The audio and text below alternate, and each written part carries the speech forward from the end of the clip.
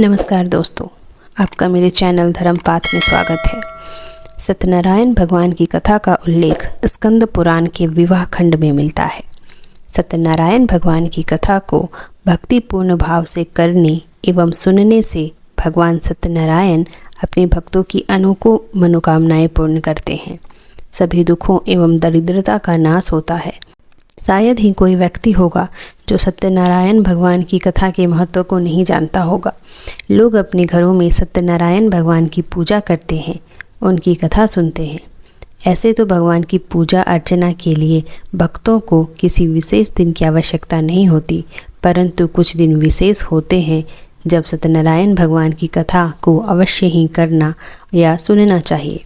तो ये विशेष अवसर कौन से हैं जब सत्यनारायण भगवान की कथा करना या सुनना बहुत ही शुभ और इसका क्या फल मिलता है, आइए जानते हैं। सत्यनारायण भगवान की कथा के लिए पूर्णिमा का दिन बहुत ही शुभ माना जाता है।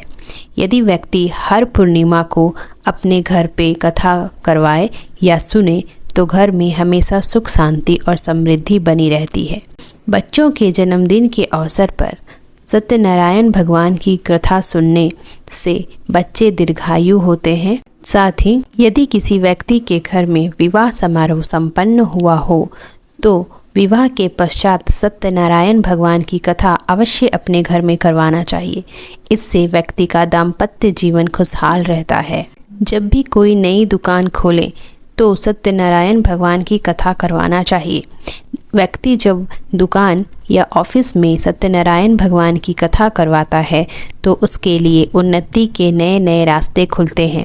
दुकान में ग्राहकों की कभी कमी नहीं होती।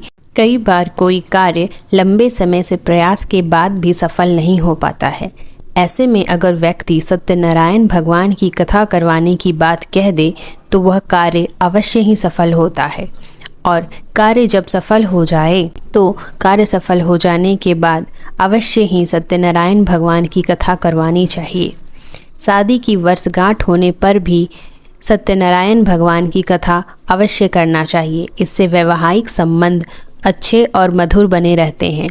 घर में सूतक के बाद या घर किसी कारण से अगर अशुद्ध हो गया हो तो कथा करवाने से घर पुनः शुद्ध हो जाता है। तो भक्तों, भगवान सत्यनारायण की कथा कहने और करने से भक्तों को विशेष से विशेष लाभ प्राप्त होता है। तो अवश्य इन विशेष अवसरों पर भगवान सत्यनारायण की कथा अपने घर पर करवाएं और भगवान का आशीर्वाद प्राप्त